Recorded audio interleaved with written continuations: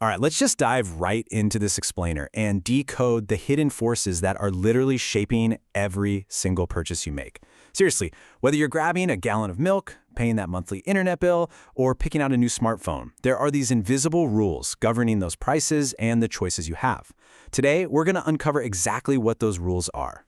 You know, to really get why things cost what they do, we first have to understand market structures. Basically, market structure refers to the organizational and competitive features of a market. Think of it like this. They are essentially the rules of the board for the great game of the economy. They dictate exactly how businesses engage with one another, how they treat you as a customer, and ultimately, how money and resources are distributed throughout society. Here's our roadmap for today.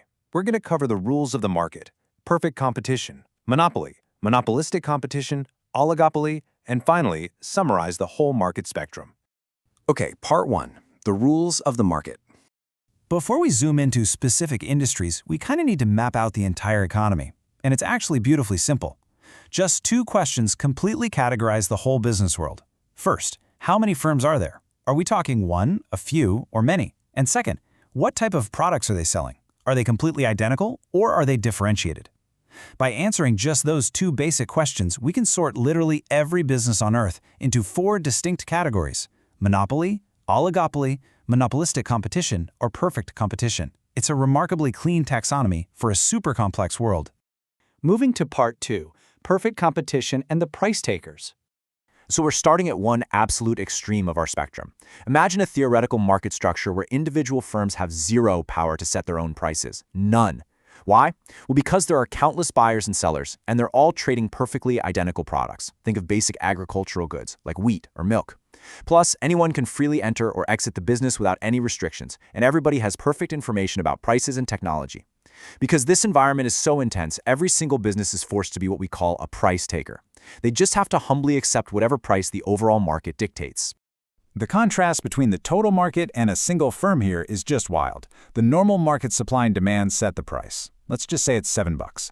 But for the individual firm, their demand curve is perfectly flat.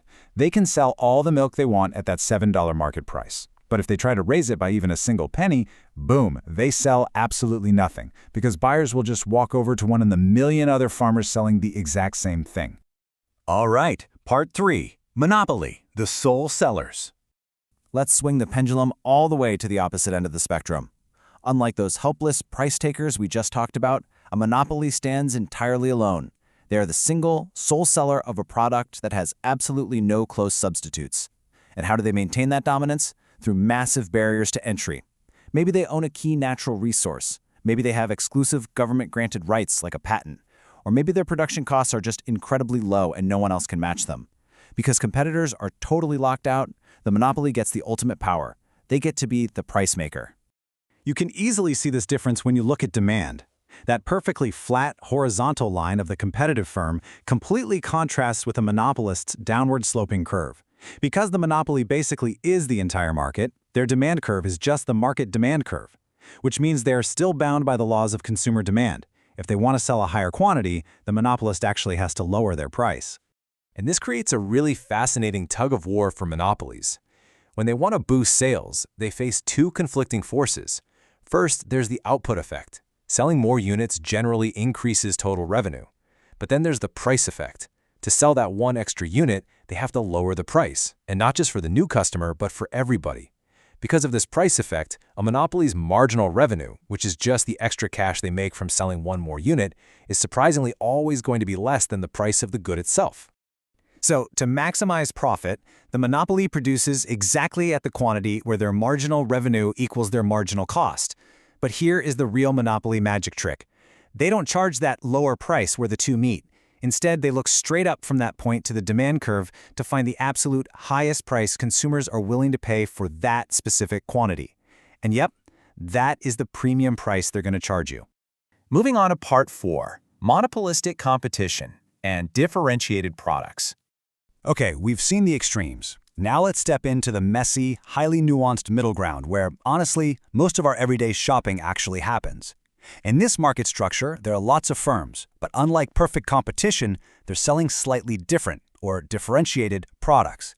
Think about novels or movies or even your favorite local coffee shops.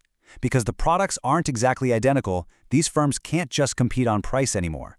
Instead, they have to fiercely compete across a bunch of different dimensions. They use branding, advertising, perceived quality, and customer service to win you over. They're essentially trying to create a little mini-monopoly in your mind around their specific brand. Now fast forward to the long run. Since there aren't any major barriers to entry here, any short-term profit acts like a massive magnet for new competitors. If a new gourmet burger joint starts making a killing, you know 3 more are going to open up on that exact same street. This new entry gives consumers more choices, which inevitably drives down the demand for the original firm until eventually the whole market reaches an equilibrium where everyone is making exactly 0 economic profit. The fierce, open competition just naturally regulates things. Part 5. Oligopoly, the strategic few. Now we are entering a market controlled by a powerful handful of massive sellers. And I really want you to think about this question. What happens when your absolute best move depends entirely on what your rival does? Because an oligopoly only has a few major players. Think of the market for tennis balls or airlines or your cell phone provider. The actions of one single seller will wildly impact the profits of all the others. They are deeply interdependent. And that forces us to step away from basic supply and demand and look at economics as a high-stakes psychological game. To navigate this crazy interdependence, oligopolies rely on game theory, the study of how people behave in strategic situations. A classic example here is the prisoner's dilemma, which reveals a pretty harsh truth. Even when cooperation would make everyone better off, maintaining mutual trust is incredibly difficult. Firms plot these elaborate strategic moves and countermoves, and they often find that ruthless competition is actually the most rational, self-interested choice, even if colluding or cooperating would theoretically make them all way richer. Finally, Part 6. Summarizing the market spectrum. Wow, we have covered a massive amount of ground today, from totally powerless farmers to all-powerful corporate monopolies. But if we crystallize this entire explainer into one key metric, it all comes down to barriers to entry.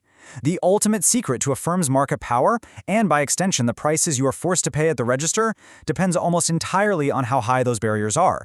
In a monopoly, they're impossibly high. In an oligopoly, they're significant. They drop to relatively low in monopolistic competition, and they vanish completely in perfect competition.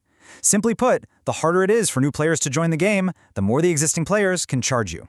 So I'm going to leave you with this final thought to ponder. Which of these market structures actually benefits you the most as a consumer? And which one are you buying from today? The next time you're at the store comparing brands or agonizing over your monthly cable bill, think about the invisible architecture of that specific industry. Because once you understand the rules of the economic game, you can finally see who really holds the power. Thanks so much for joining me on this explainer, and keep looking for those hidden structures shaping your world.